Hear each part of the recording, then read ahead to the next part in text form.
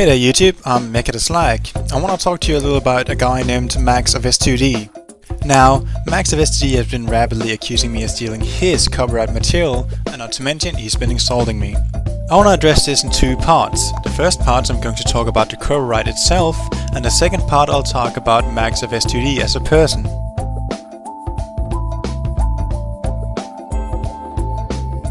Don't get me wrong, I think copyright is a great idea. It allows companies and small individuals to protect their work, and there's nothing wrong with that.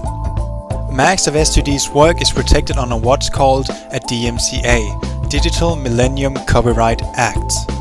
It automatically gives maxofs2d copyright protection on his work, making distribution of it by anyone else illegal. In a simplified real-world example, this would mean a writer could protect his work from plagiarism. However, if there were two writers to write a book as a collaborative project, it is called joint ownership. The law in regards to copyright and joint ownership is as follows, and I quote, "If a work is a joint work, each contributor will be an equal co-owner of the copyright in the work." The materials maxofs2d are claiming copyright over were a part of a collaborative work. Thus, all parties in the collaborative work have joint ownership. This means that the models and materials are no longer exclusively belonging to maxofs2d. In the case of the Parkour Fortress projects, the parties involved, maxofs2d and myself, are both equally co-owners of the materials involved. This is due to two reasons. First of all, I made modifications to Max materials as I compiled the models with my own configuration file.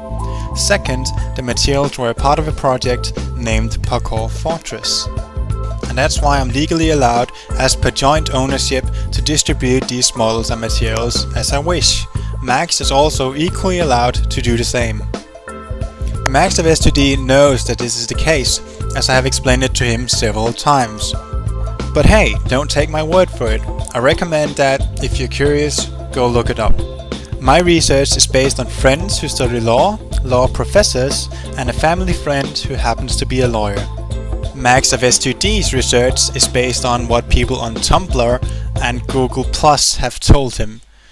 This is 13-year-old kids who he is trusting to know law.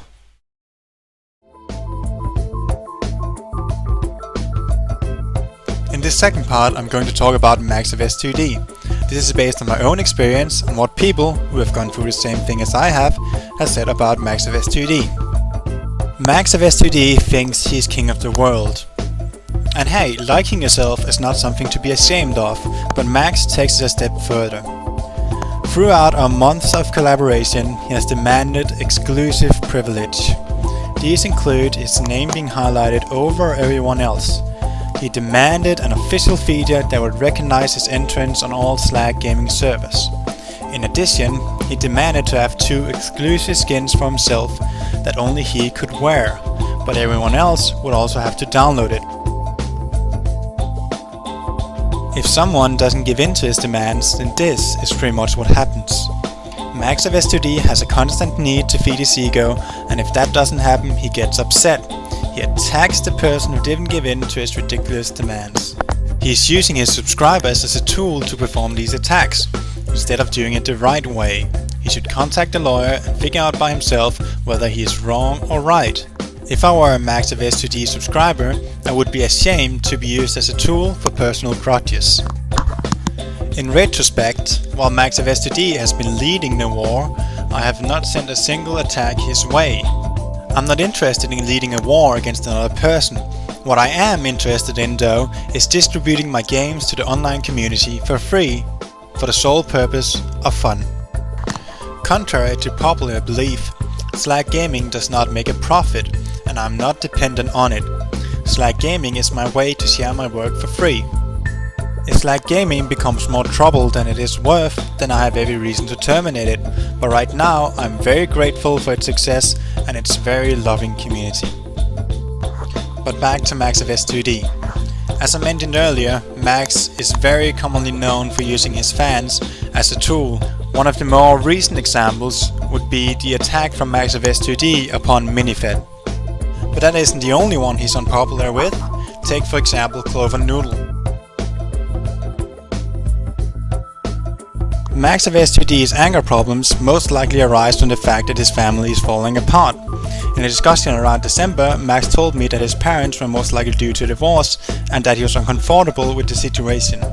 Divorce is no laughing matter, but Max needs to control his anger so it doesn't go out on the wrong people. And that about wraps it up. This should hopefully clarify any confusion you might have. If you have any questions, don't hesitate to ask me using the email address below. And again, I'd like to remind you that you are not maxofs2d's tool. If you are uncertain on the matter, I encourage you to look up the laws and acts yourself and make your own conclusion. Thanks for listening.